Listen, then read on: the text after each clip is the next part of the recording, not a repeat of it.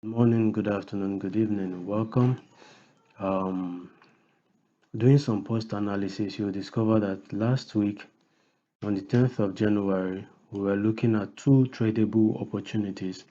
One is taking sales below this demand zone, two is taking buys above this supply zone. Okay, now the demand zone taking of sales is in the same direction as our overall bias, which is the bearish momentum.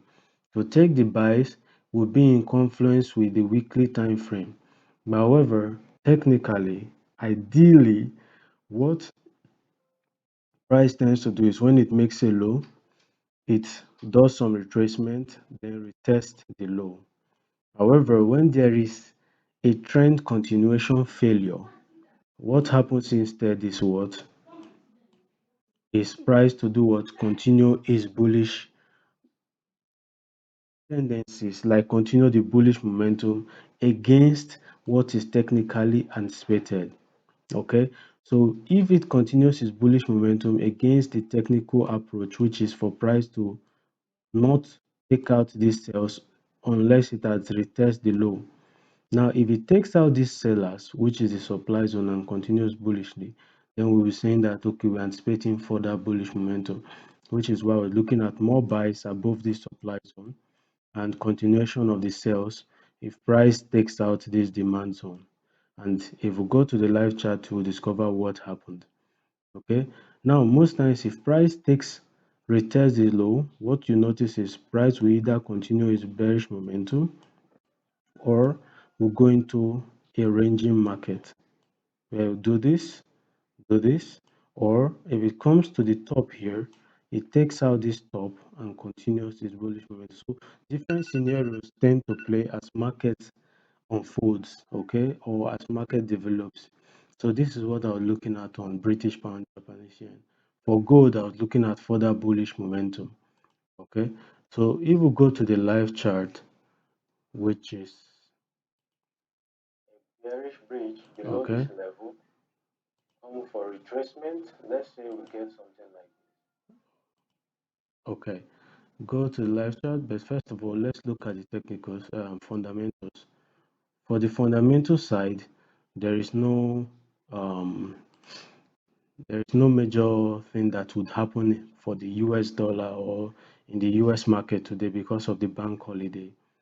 So, if the US market has nothing to play out, that does not mean that British pound Japanese yen will not do something this morning because this pound that is dollar, so they are not really going to affect much. But this is opening of the week, so these are few pointers I want to leave with you. One, this is Monday, the market just opened.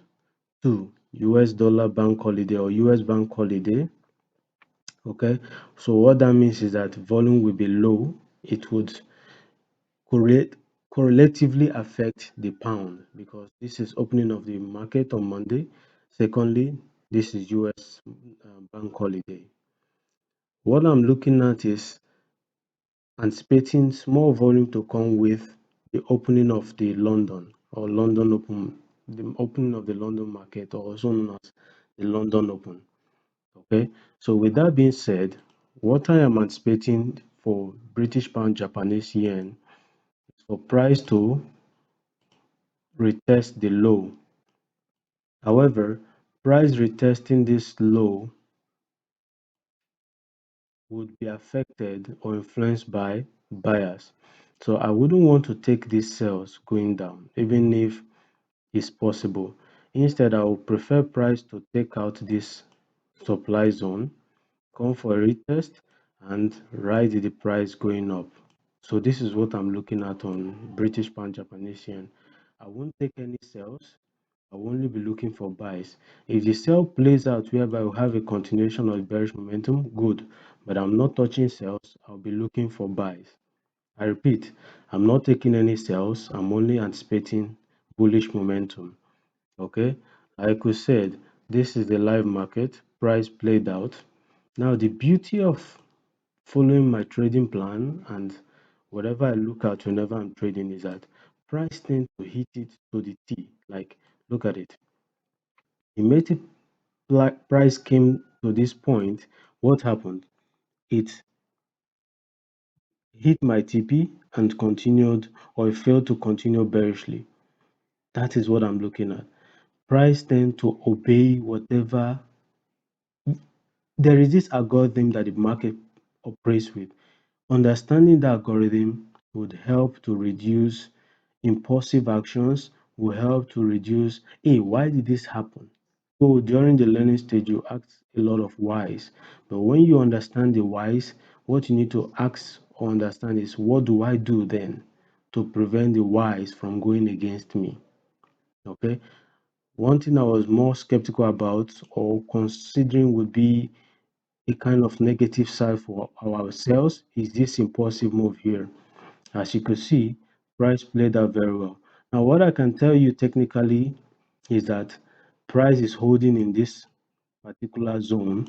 In other words, fundamentally, big boys are adding their long position. So the only way we can confirm that big boys are adding their long position is if we take out the supply zone, price breaches it bullishly, comes back for retracement, and we continue the bullish momentum. Now, this is an ideal situation. It doesn't mean that it will respect this high when it's coming, when it has breached it. It could come even lower than this before going up, or it could just keep going up. Either one would happen, but the fact is that continuous buy will occur once we come above this supply zone. Okay, so this is what I was looking at as at last week when the forecast was published. Trading is very easy, trading is thrilling, trading is enjoyable when you understand the what and the why. Okay, so with that being said, this is for British pound, Japanese yen. To rehash what I just said, continuation of the seller's tendency to retest this low, but I am not taking the sales because taking the sales will imply that we are approaching the very bigger boys, which is the weekly time frame demand zone. This will be shooting very, very far. So instead, I want buyers to introduce their hands. Why am I doing that? Because on the 4 hours time frame, we have an extended bearish market. On the 4 hours time frame, we have an extended bearish market in the sense that price has just been printing bears. It's just now we are getting some retracement. So I want the retracement to occur before we continue our bearish momentum to retest this low. Okay, so what I'm looking at overall is this, and this. Okay, so if you want this, do this. Okay, or let market do this. Okay, this is for British pound, Japanese yen. For gold, gold, we're still continuing the bullish momentum as we anticipated. So we anticipate to see some retracement and continuation of the bullish momentum. Where is our target? The target is high here, which is this level, somewhere around here. This is my target. Okay, if I want to be very, very playing with it, this is what I'm targeting for gold. Price has been playing out beautifully. So I'm anticipating more bullish momentum for price to continue giving us what we want, and this will give a 10.26 risk to reward, or 10.26 reward. Let's just say round figure 10% reward. So this is for gold. Like we said the last time, gold and Bitcoin tend to correlate positively because their counter currency is US dollar.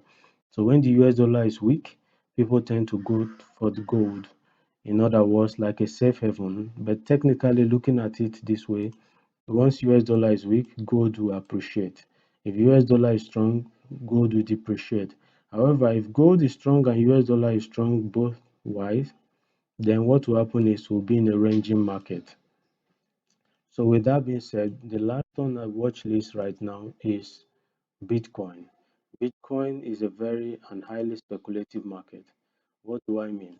I was anticipating bearish tendency in the market, but as you can see, technically there's no reason why this should not have retested this low before going up on the 4 hours and the daily time frame. But if you look at it on the weekly, you'll discover that price retested the low here, but there was failure to continue bearishly. Then we got this very impulsive bullish candles. So this bullish impulsive move could continue upwards once we take out these guys who started the sales. Okay, if you have any question, feel free to ask me. At the moment, do well to subscribe, hit that notification button, comment, and like.